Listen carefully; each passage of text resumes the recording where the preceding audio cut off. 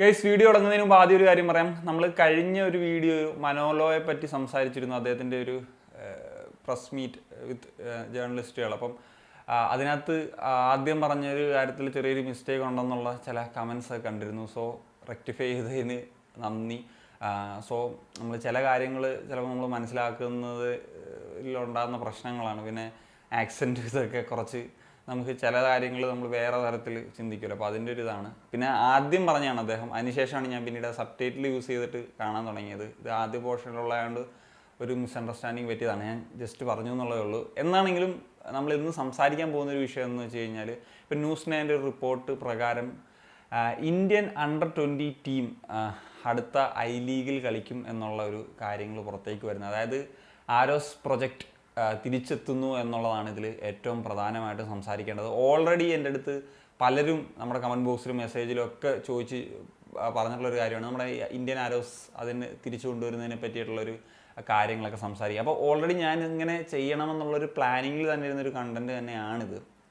അങ്ങനെ ഒരു സമയത്താണ് ഇങ്ങനൊരു ന്യൂസ് വരുന്നത്. അപ്പം ആ തരത്തിൽ വീഡിയോ ചെയ്യാൻ പറ്റിയതൊരു പോസിറ്റീവാണ്. പിന്നെ ഈ ആരോസ് പ്രൊജക്റ്റിനും പറയുകയാണെങ്കിൽ നമുക്ക് പോസിറ്റീവ്സ് തന്നെയാണ് എനിക്കുള്ളത്. എന്താണെങ്കിലും waiting for the official confirmation.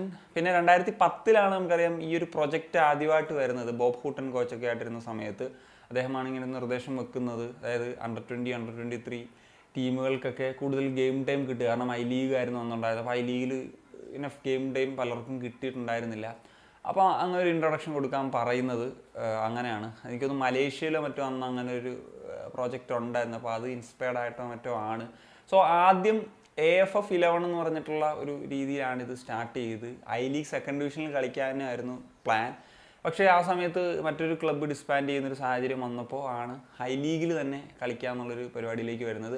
പിന്നീട് നമുക്കറിയാം ഇതിൻ്റെ പേര് ചേഞ്ച് ചെയ്തിരുന്നു, പൈലൻ ആരോസ് എന്നുള്ള രീതിയിലേക്ക് ഈ ഒരു AFF 11 എന്ന് പറയുന്ന ടീമിനെ മാറ്റിയിരുന്നു. അങ്ങനെ കുറച്ച് നാളുകൾ ഈ പറഞ്ഞ പോലെ ആ ഒരു പ്രൊജക്റ്റ് വഴി കുറേ പ്ലേയേഴ്സൊക്കെ ഉയർന്നു വന്നിട്ടുണ്ട്. ആ സാഹചര്യത്തിൽ JJ, ഗുർപ്രീത് സിംഗ് സന്ധു, ഹാളി ചർണർസറി, പ്രബീർ ദാസ്, പ്രണോയ് ഹൾഡർ, അങ്ങനെയൊക്കെയുള്ള കുറേ താരങ്ങൾ ആ സമയത്ത് ഈ ഒരു പ്രൊജക്റ്റിൻ്റെ ഭാഗമായിട്ട് ഉയർന്നു വന്നിട്ടുള്ളതാണ്. എന്നാൽ പിന്നീട് കുറച്ച് വർഷങ്ങൾക്ക് ശേഷം ഇത് പിരിച്ചുവിടേണ്ട ഒരു സാഹചര്യത്തിലേക്ക് പോവുകയായിരുന്നു. അതിന് ചില സാമ്പത്തിക പ്രശ്നങ്ങളൊക്കെയാണ്, സ്പോൺസേഴ്സ്, ഇങ്ങനെയൊക്കെയുള്ള കാരണങ്ങളാണ് എന്നുള്ളതാണ് പറയപ്പെടുന്നത്. എന്നാൽ 2017 ആയപ്പോഴത്തേക്കും നമ്മുടെ അണ്ടർ-17 വേൾഡ് കപ്പ് ബാച്ച് ഒക്കെ വന്നു. അതായത് അണ്ടർ-17 വേൾഡ് കപ്പ് കഴിഞ്ഞൊരു സമയത്താണ് വീണ്ടും ഇത് കൊണ്ടുവരാം എന്ന് പറഞ്ഞുകൊണ്ടുവരുന്നത്. അങ്ങനെയാണ് ഇന്ത്യൻ ആരോസ് എന്ന പേരിൽ വീണ്ടും ഇത് വരുന്നത്.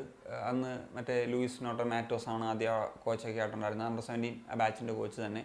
അങ്ങനെ ആദ്യം അവിടെ കളിച്ചിട്ട് വന്ന പ്ലേയേഴ്സാണ്. ഇപ്പം അണ്ടർ-17 ബാച്ചിൽ തന്നെ ധീരജ് സിംഗ്, രാഹുൽ KP, അൻവർ അലി, ഗില്ല്, സഞ്ജീവ് സ്റ്റാലിൻ, അങ്ങനെ കുറേ നല്ല പ്ലേയേഴ്സ്, അപ്പുയൊക്കെ അടക്കമുള്ള, ജിക്സൺ അടക്കമുള്ള ഒരുപാട് പ്ലേയേഴ്സൊക്കെ വന്നിട്ടുണ്ട്. അതിനുശേഷമുള്ള അവസാനത്തെ ബാച്ചിലേക്കൊക്കെ വരുമ്പോഴാണ് ആകാശ് മിശ്രയും വിപിൻ മോഹനും ഒക്കെ അടക്കമുള്ള ഒരുപാട് പ്രോമിസിങ് ടാലൻസ് ഇന്ത്യൻ ആരോസിൻ്റെ ആ ഒരു പ്രൊജക്റ്റ് വഴി വന്നിട്ടുണ്ട്. എനിക്ക് ബേസിക്കലി ഇതൊരു നല്ല പ്രൊജക്റ്റായിട്ട് തന്നെയാണ് തോന്നിയിട്ടുണ്ടായിരുന്നത്. പിന്നീട് ഇതും ഡിസ്ബാൻഡ് ചെയ്യുന്നൊരു സാഹചര്യം വരുന്നത് അത് ടെക്നിക്കൽ കമ്മിറ്റിയുടെ ഒരു നിർദ്ദേശമായിരുന്നു. ഈ AFC ചില ക്രൈറ്റീരിയസൊക്കെ ഫുൾഫിൽ ചെയ്യാൻ പറ്റാത്ത അങ്ങനത്തെ ഒരു സാഹചര്യത്തിലായിരുന്നു അത് ഡിസ്ബാൻഡ് ചെയ്യുന്നൊരു രീതിയിലേക്ക് പോകുന്നത്. സോ എന്താണെങ്കിലും ഇത് തിരിച്ചു വരുമ്പോൾ ഒരു പോസിറ്റീവായിട്ട് പറയേണ്ടതെന്ന് വെച്ച് കഴിഞ്ഞാൽ നമ്മുടെ ISL ക്ലബ്സിലും ഐ ലീഗ് ക്ലബ്സിലൊക്കെ അണ്ടർ-20 ആ ഒരു ലെവൽ അല്ലെങ്കിൽ അണ്ടർ-19 ലെവലിലൊക്കെ ഉള്ള ഒരുപാട് ടാലൻറ്റഡ് ആയിട്ടുള്ള പ്ലേയേഴ്സ് ഉണ്ട്. പക്ഷേ ഇവർക്കൊന്നും ഒരു ഇനഫ് ഗെയിം ടൈം കിട്ടുന്നുണ്ടാവില്ല. ഇപ്പോൾ അവർ കളിച്ചാലും ചിലപ്പോൾ റിസർവിലായിരിക്കും കളിക്കുന്നത്. റിസർവിലാണെങ്കിലും ചിലപ്പോൾ സ്റ്റേറ്റ് ലീഗിലോ അല്ലെങ്കിൽ RFBL ഒക്കെ ആയിരിക്കും കളിക്കുന്നത്. അപ്പം ഇവർക്ക് ഐ ലീഗ് കളിക്കാനുള്ളൊരു ഓപ്പർച്യൂണിറ്റി എന്ന് പറഞ്ഞു കഴിഞ്ഞാൽ മോർ ഇൻറ്റൻസിറ്റി ആണ് അവിടെ ഉള്ളത്. ഇപ്പം നമുക്കറിയാം ഐ ലീഗിൽ ഫോറിനേഴ്സൊക്കെ അടക്കമുള്ള ടീമുകളാണ്. അപ്പോൾ അങ്ങനത്തെ ഒപ്പോണൻസുമായിട്ടൊക്കെ കളിക്കുന്നത് തീർച്ചയായിട്ടും ഈ പ്ലേയേഴ്സിന് ഗുണം ചെയ്യും. ഈ ബെഞ്ചിലായി പോകേണ്ട സാഹചര്യത്തിൽ ഇത്രയും ഗെയിം ടൈം, ഇത്രയും ഇൻറ്റൻസിറ്റി മാച്ച് ഇവർക്ക് കളിക്കാൻ പറ്റുന്നു എന്നുള്ള വലിയ കാര്യം തന്നെയാണ്. ഇപ്പം കേരള ബ്ലാസ്റ്റേഴ്സ് തന്നെ എടുത്തു കഴിഞ്ഞാലും ഇപ്പോൾ ഈ ഒരു ഇന്ത്യൻ അണ്ടർ-20 ബാച്ച് ആയിരിക്കുമല്ലോ ആരോസ് എന്ന പ്രൊജക്റ്റിൽ കളിക്കാൻ പോകുന്നത്. അപ്പം അവിടെ തന്നെ ഇപ്പം തോമസ് ചെറിയാനുണ്ട്, എബിൻ ദാസ് ഉണ്ട്, കോറു സിംഗ് ഉണ്ട്, അങ്ങനത്തെ പ്ലേയേഴ്സ് ഉണ്ട്. ഓരോ ISL ക്ലബ്ബിൽ നിന്നും ഇതേപോലെ പറയാൻ പറ്റുന്ന ഒരുപാട് ടാലൻറ്റഡ് ആയിട്ടുള്ള പ്ലേയേഴ്സ് ഉണ്ട് എന്നുള്ളതാണ്. അപ്പം ഇവർക്കൊക്കെ ഉള്ളൊരു വലിയൊരു ഓപ്പർച്യൂണിറ്റി ആയിരിക്കും ഇത് എന്നുള്ളതാണ്. എന്താണെങ്കിലും ഇന്ത്യയുടെ അണ്ടർ-20യുടെ AFC ക്വാളിഫിക്കേഷൻസ് വരുന്നത് സെപ്റ്റംബർ ലാസ്റ്റ് വീക്കോ മറ്റോ ആണ്. അതുപോലെ തന്നെ അതിന് മുമ്പ് ഒരു സാഫ് ടൂർണമെൻ്റ് ഉണ്ട്, അതിപ്പം തുടങ്ങാൻ പോവുകയാണ്. നെക്സ്റ്റ് വീക്ക് തുടങ്ങുന്നുണ്ട്.